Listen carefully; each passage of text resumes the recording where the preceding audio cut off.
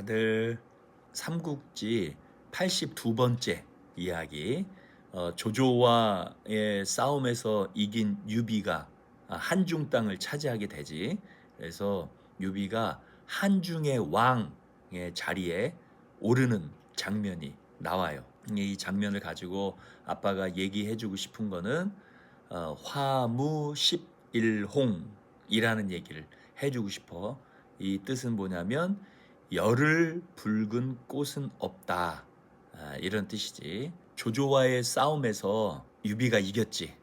그래서 조조가 계륵이라는 말을 남기고 한중에서 철수하면서 한중 땅을 유비가 차지를 하게 돼요. 그러니까 형주를 기반으로 서천을 먹었고, 서천 위에 있는 한중까지 유비가 이 거대한 남서쪽에 자리를 차지하게 되지. 그러니까 이 유비의 신하들이 유비를 자꾸 꼬드기는 거야. 이렇게 넓은 땅을 다스리려면 왕이 필요합니다. 그러니까 유비께서 왕에 오르십시오, 이렇게 막 자꾸 부추기니까 유비가 못 이기는 척 한중 왕이라는 자리에 올라가게 돼요. 북쪽에서는 이미 조조가 위왕으로서 등극을 하고 있어. 유비는 나는 한나라의 종친인데 내가 왕으로 올라간다는 거는 황제에 대한 불충이다, 나는 왕이 될 수 없다라고 반대를 했었지만, 신하들이 하도 부추기니까 못 이기는 척 왕이 되었지. 계속 삼국지에서 얘기하지만 모든 망할 징조는 어디에서 시작된다? 교만하고 뭔가 자만하는 마음에서 시작되는 거야. 한중 왕의 자리에 올랐다는 거는 더 이상 오를 곳이 황제밖에 없는 거잖아. 황제의 바로 밑에 왕이라는 거를 만들어가지고 거기에 있었으니까. 시골에서 돗자리를 만들어서 팔았던 유비가 그 넓은 형주와 서천과 한중을 다 아우르는 땅의 왕이 되는 거지. 엄청난 사건이기도 하지만 뭔가 그때부터 쇠퇴하지 않을까 하는 느낌이 좀 들어요.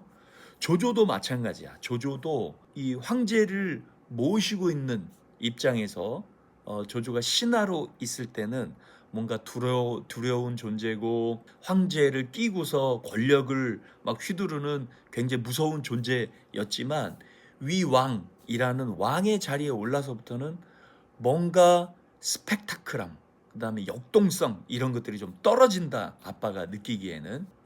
오를 곳이 있어서 그 오를 곳을 향해서, 위를 향해서 도전하는 인생하고, 그 자리에 올라서 그 자리를 지키려고 하는 인생하고는 뭔가 역동성에 대해서 차이가 나는 것 같다.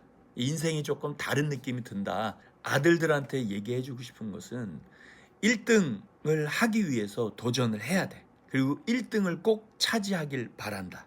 그래야 사람들이 인정하고 알아주고 돈을 벌 수 있는 거야. 그런데 1등을 했으면 그 자리에 오래 있으려고 안달복달 하지 말고 그 자리를 빨리 다른 사람에게 넘겨주고 내려오는 게 좋겠다. 그래서 이 말을 다시 표현을 하면, 인생의 피크를 만들지 마라. 인생의 피크에 오래 있지 마라. 이런 얘기를 아들한테 해주고 싶은 거야. 1등의 자리에 도전하는 삶은 좋아요. 그리고 1등을 차지해야지. 그런데 이 1등의 자리를 오랫동안 누리려고, 기득권을 오래오래 누리려고 안절부절하는 인생은 별로 좋아 보이는 인생이 아니더라고. 왜냐하면 그 1등의 자리에는 도전하는 사람들이 엄청 많고 또 오래 있을 수도 없는 자리예요. 그 1등의 자리는 얼마나 올라가고 싶은 사람이 많겠어. 도전하는 사람이 많겠지. 그러면 그 1등의 자리는, 그 신기록이라는 거는 언제든지 깨질 수 있는 자리지. 화무십일홍이라는 제목을 아빠가 얘기해 줬잖아. 이거는 열을 넘게 붉게 예쁘게 있는 꽃은 없다, 이런 뜻이야. 아름다움이 10일 이상 지속되기 힘들다, 이런 얘기지. 해석을 해주면 좋은 날도 금방 지나게 되니까 교만하거나 잘난 체하거나 그렇게 살아가지 마라, 이런 뜻이야. 비슷한 말로 뭐가 있냐면 권불10년, 권력은 10년을 넘게 갈 수 없다, 이런 뜻이에요. 그러니까 아무리 큰 권력을 가졌어도 오래 갈 수가 없다는 거죠. 대통령도 우리나라에서는 5년이고 미국에서는 4년 동안 2번 하니까 10년 이상 대통령을 하는 사람은 물론 뭐 헌법을 바꿔가지고 하는 사람은 있었지만 권력도 오래 갈 수가 없는 법이야. 그 자리에 있을 때는 권력이지만 그 자리에서 내려오면 아무것도 아닌 사람이 되는 거야. 평생 권력을 가질 수 없으니까 욕심 부리지 말고 겸손하게 그 자리를 잘 감당하라. 있는 동안 그 자리를 잘 감당해라. 이런 뜻이지. 진짜 명심해야 되는 거야. 인생에서 피크를 만들었잖아. 1등이 됐잖아. 그러면 그 다음부터는 내려오는 일밖에 없잖아. 그렇지? 내가 만약에 인생의 피크가 됐어. 1등이 됐어. 그러면 빨리 그 자리를 다른 사람한테 주고 다른 도전을 시작하는 게 중요하다. 그래야 멋있는 인생이 되는 거야. 높은 자리에 취해서 1등의 자리에 취해서 그 자리에 머물러 있지 말고 새로운 도전을 시작해라. 1인자로 1등으로 불안불안해하면서 사는 것보다 훌륭한 2인자의 자리, 2등으로서 도전하고 성장하고 그런 자리에 계속 있는 것이 오래오래 갈 수 있는 방법이다. 인생에서 피크의 자리에 너무 오래 있으려고 하지 마라. 지금 아들이 판단했을 때, 내가 진짜 잘 나가고 있어. 내가 정말 1등이야. 나 말고는 이 자리를 감당할 사람이 없어. 라고 마음이 들잖아. 그러면 이미 그 자리를 떠날 때가 됐구나. 이렇게 생각을 해야 되는 거예요. 너무 안타깝지, 아깝지. 그 자리를 차지하기 위해서 도전하고 노력했던 그 시간들이 아깝지만 그 자리를 가지려고 안달복달 안절부절하는 인생은 절대로 오래 갈 수가 없다. 왜?